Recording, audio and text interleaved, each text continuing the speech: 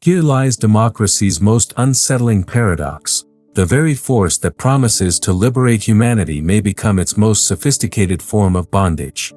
During my journey through America in the 1830s, I witnessed something that both amazed and alarmed me, a society so committed to equality that it was willing to sacrifice the very freedom it claimed to champion.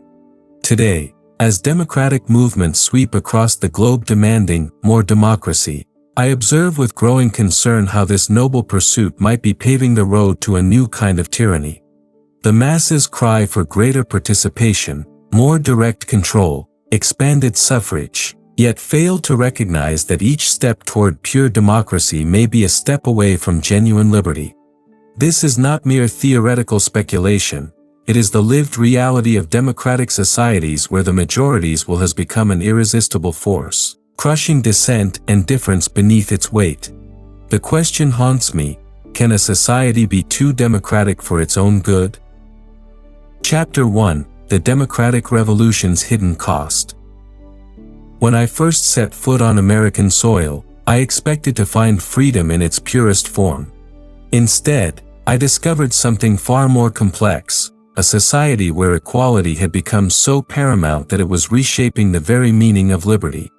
The democratic revolution that swept through America and continues across the world today represents more than political change. It fundamentally alters how humans relate to authority, to each other, and to truth itself. In aristocratic societies, tyranny was visible and personal. A king or noble class oppressed the people, but their authority was limited, localized, and could be resisted or overthrown. Democratic tyranny operates differently. It is invisible, impersonal, and total. When the majority becomes sovereign, its power knows no bounds because it claims to represent the will of the people themselves.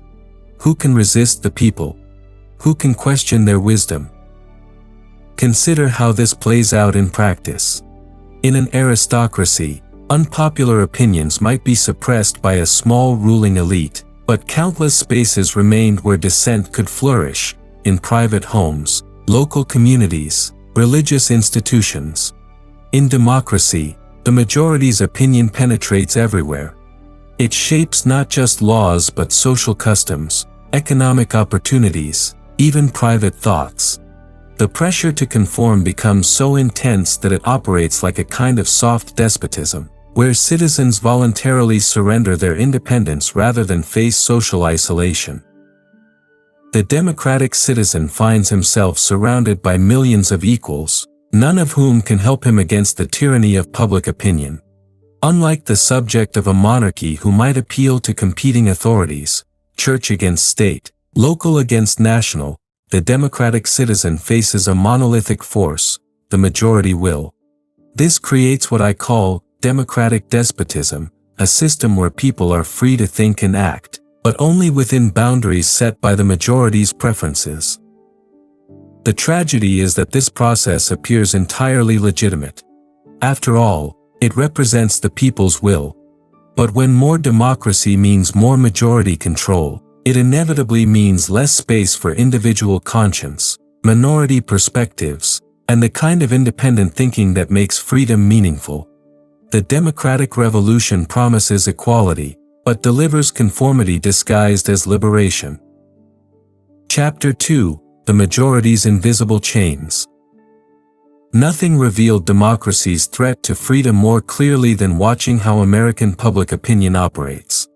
The majority in democratic society wields a power more absolute than any monarch ever possessed, yet it rules through consensus rather than coercion, making its tyranny nearly invisible to those who experience it. Consider how this majority tyranny manifests in everyday life.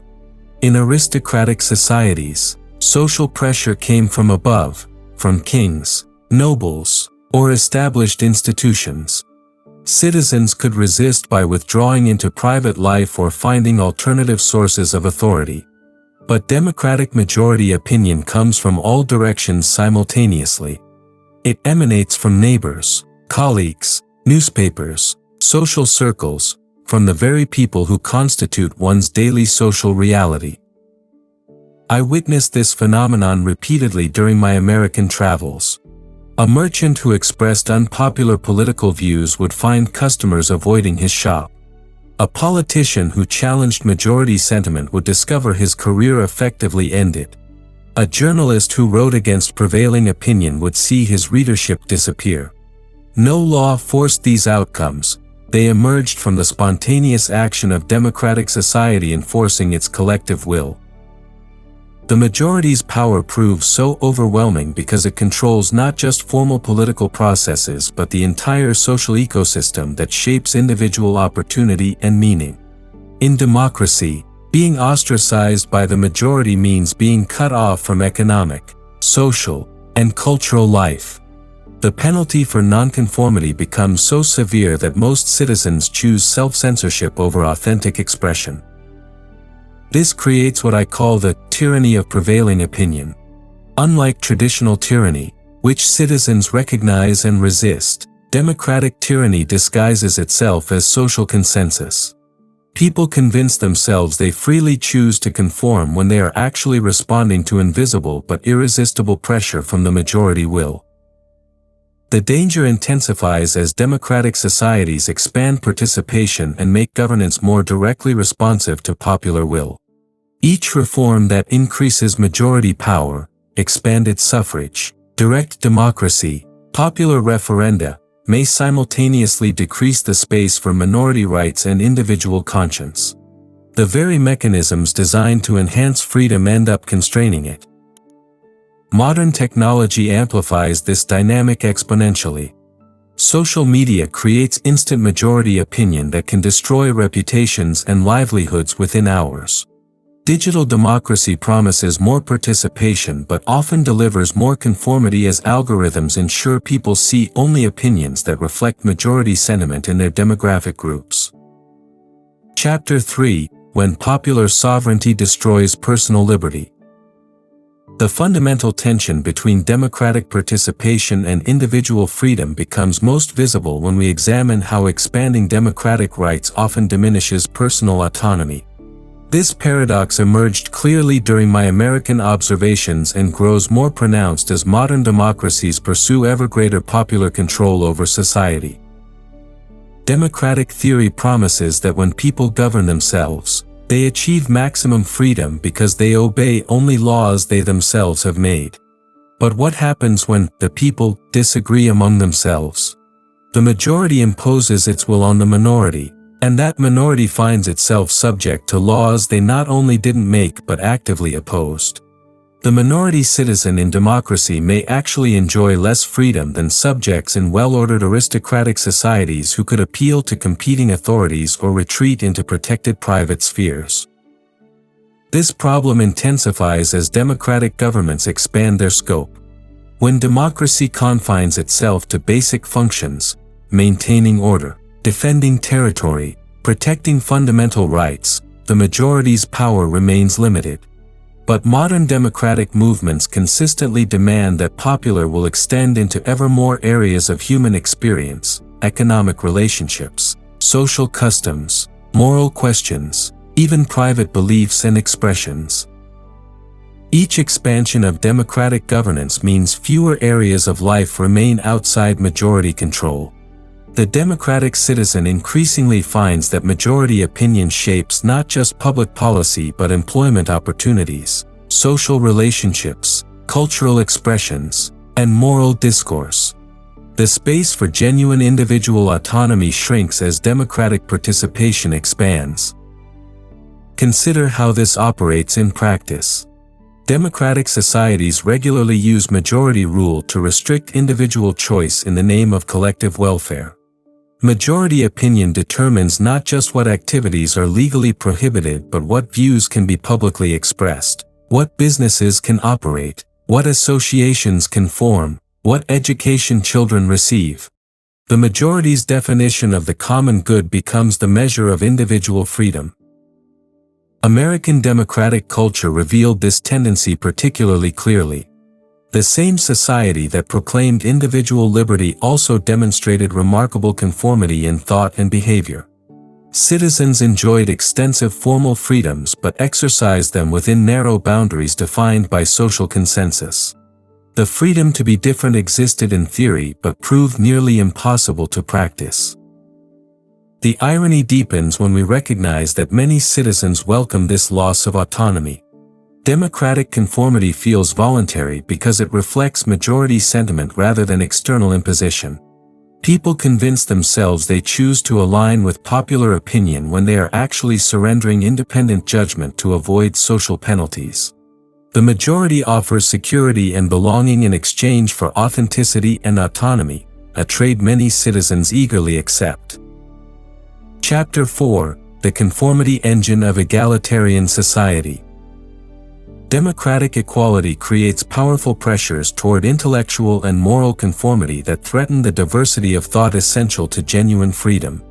My observations of American society revealed how egalitarian principles, however admirable in theory, generate social dynamics that suppress independent thinking and encourage mass conformity.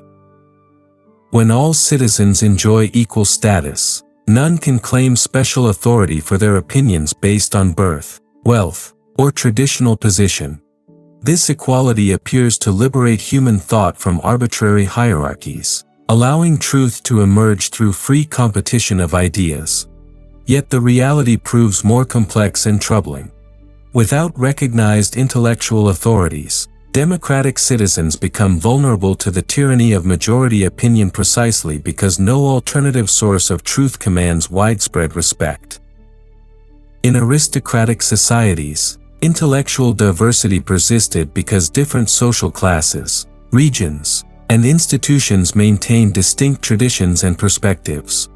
A peasant might defer to noble opinion on politics but maintain independence in religious or practical matters. Local customs, regional variations, and class-based cultures created spaces where minority viewpoints could survive and flourish despite elite disapproval. Democratic equality eliminates these protected spaces for intellectual diversity. When all opinions supposedly carry equal weight, the majority's view tends to overwhelm minority perspectives through sheer numerical advantage. The democratic citizen finds himself surrounded by equals who share similar experiences, backgrounds, and prejudices. This equality paradoxically reduces rather than increases intellectual freedom. The American passion for equality particularly struck me during my travels. Americans insisted that one person's opinion was as good as another's, yet this apparent intellectual democracy actually produced remarkable uniformity of thought. Public opinion became so powerful precisely because no competing authority could effectively challenge it. When everyone's view matters equally, the majority's view matters most. This dynamic intensifies in modern democratic societies where mass media, public education, and social networks create even more powerful mechanisms for generating and enforcing consensus. Democratic institutions that promise to serve diverse constituencies end up promoting standardized thinking because they must appeal to majority sentiment to maintain legitimacy. The tragedy is that this conformity often masquerades as liberation. Citizens believe they think freely because they aren't subject to aristocratic or ecclesiastical authority, yet they unconsciously conform to majority opinion with a thoroughness that would have amazed any ancient despot. The chains are invisible but no less real for being chosen rather than imposed. Chapter 5: The Moral Authority Vacuum in Democratic Society. Democracy's promise of self-governance creates a profound crisis of moral authority that ultimately threatens the freedom it claims to protect. During my journey through America, I discovered that democratic societies face an impossible challenge. They need moral foundations strong enough to guide collective decision-making, yet their egalitarian principles systematically undermine the sources of moral authority necessary for such guidance. In traditional societies, moral authority rested with established institutions, church, monarchy, aristocracy, ancient custom, that claimed legitimacy independent of popular approval. Citizens might chafe under these authorities, but they provided stable foundations for social order and individual conscience. Democratic theory promises to replace these external authorities with the moral judgment of citizens themselves. But what happens when citizens disagree about fundamental moral questions? The majorities will become the default source of moral truth, not because it possesses any special wisdom, but because no alternative authority commands democratic legitimacy. This creates what I call moral majoritarianism, the assumption that whatever most people believe must be morally correct, or at least politically decisive. The majority vote transforms from a practical decision-making mechanism into a source of moral validation. This transformation proves devastating for individual moral freedom. Citizens who dissent from majority moral opinion find themselves not just politically outnumbered but morally delegitimized. In aristocratic societies, moral dissenters could appeal to alternative authorities, conscience, religious teaching, philosophical tradition, local custom. In democracy, such appeals carry little weight against the majority's moral authority. American religious life illustrated this dilemma perfectly. Despite formal religious freedom, social pressure toward religious conformity remained intense because religious expression had to conform to majority Protestant sentiment to remain socially acceptable. Catholics, Jews, and religious minorities enjoyed legal protection but faced social marginalization when their practices conflicted with mainstream Protestant values. The problem compounds as democratic societies become more diverse and secularized. Without shared religious or traditional foundations, moral authority becomes purely majoritarian, subject to the shifting opinions of electoral cycles and social trends. What the majority considers moral today may be condemned tomorrow, leaving individuals without stable grounds for moral judgment. This moral vacuum creates space for demagogues and ideological movements that promise certainty in place of democratic uncertainty. Citizens desperate for moral guidance become vulnerable to authoritarian appeals that offer simple answers to complex moral questions. The absence of legitimate moral authority makes democratic societies susceptible to exactly the kinds of tyranny democracy was supposed to prevent. Chapter 6: The Equality Trap: How Democratic Values Devour Themselves. The most insidious threat to freedom in democratic society comes from democracy's own core value, equality. My observations revealed how the democratic passion for equality, initially a force for liberation, gradually transforms into an engine of oppression that destroys the very freedoms it was meant to secure. Americans demonstrated this equality obsession with startling intensity. They couldn't tolerate any suggestion that some individuals might possess superior judgment, wisdom, or capability. This egalitarian passion initially broke down artificial barriers of birth and inherited privilege, creating opportunities for human development that aristocratic societies had systematically denied. But the democratic commitment to equality doesn't stop with removing artificial barriers, it eventually targets natural differences as well. When carried to its logical conclusion, democratic equality demands not just equal opportunities but equal outcomes, equal recognition, equal influence. Any persistent inequality of wealth, status, achievement, or even opinion appears to contradict democratic principles. The majority begins using its power to eliminate distinctions that democracy itself created through free competition and individual effort. This creates what I call the equality trap. Democratic citizens demand equality as the foundation of their freedom, but achieving true equality requires reducing everyone to the same level, the lowest common denominator that majority opinion can accept. Individual excellence becomes suspect because it implies inequality. Independent thinking becomes dangerous because it challenges consensus. Personal achievement becomes problematic because it creates hierarchies. The process appears voluntary and beneficial because it uses democratic means to achieve democratic ends. Citizens vote to redistribute wealth, regulate behavior, and control expression in the name of equality. Each restriction on individual freedom gets justified as promoting greater equality for all. The majority convinces itself that reducing everyone's freedom equally actually increases. Here lies democracy's most unsettling paradox. The very force that promises to liberate humanity may become its most sophisticated form of bondage. During my journey through America in the 1830s, I witnessed something that both amazed and alarmed me, a society so committed to equality that it was willing to sacrifice the very freedom it claimed to champion. Today, as democratic movements sweep across the globe demanding more democracy, I observe with growing concern how this noble pursuit might be paving the road to a new kind of tyranny. The masses cry for greater participation, more direct control, expanded suffrage, yet fail to recognize that each step toward pure democracy may be a step away from genuine liberty. This is not mere theoretical speculation. It is the lived reality of democratic societies where the majorities will has become an irresistible force, crushing dissent. Chapter 7: The Modern Acceleration of Democratic Despotism. What I observed in embryonic form during my 1830s American journey has now reached full maturity in contemporary democratic societies. Modern technology and social organization have accelerated every tendency toward democratic despotism that I originally identified, creating forms of majority tyranny that surpass anything I could have imagined. Digital democracy promises more participation and greater equality, but actually intensifies conformity pressures through social media algorithms that create echo chambers of majority opinion. Citizens believe they access diverse information while actually consuming increasingly homogenized content that reflects and reinforces prevailing sentiment.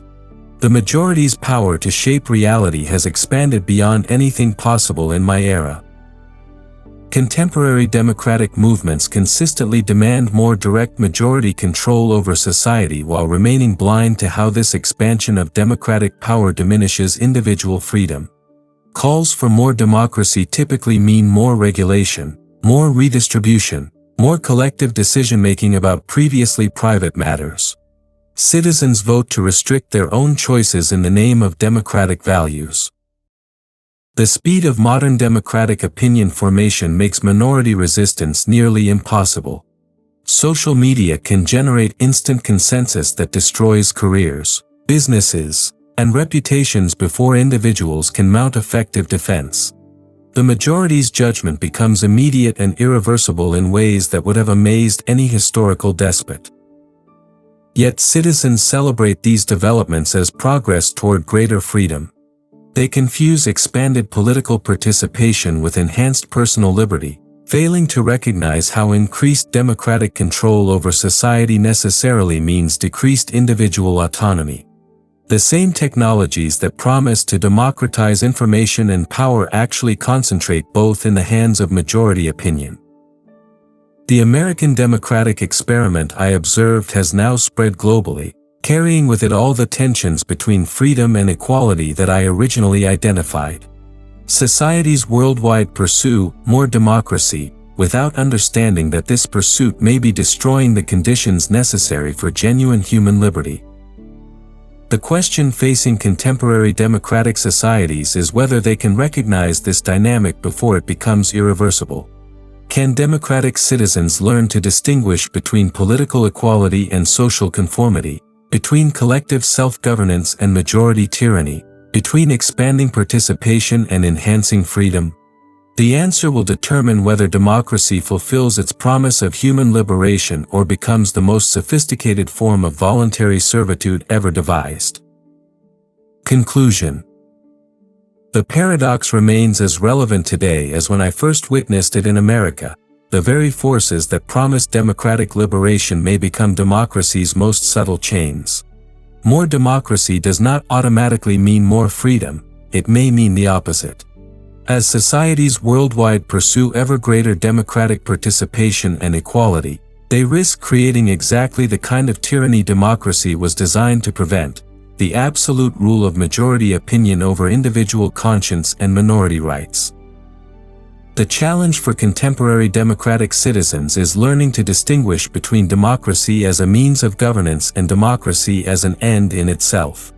Democracy serves human freedom when it remains limited, constitutional, and protective of individual rights. It threatens freedom when it becomes unlimited, direct, and majoritarian.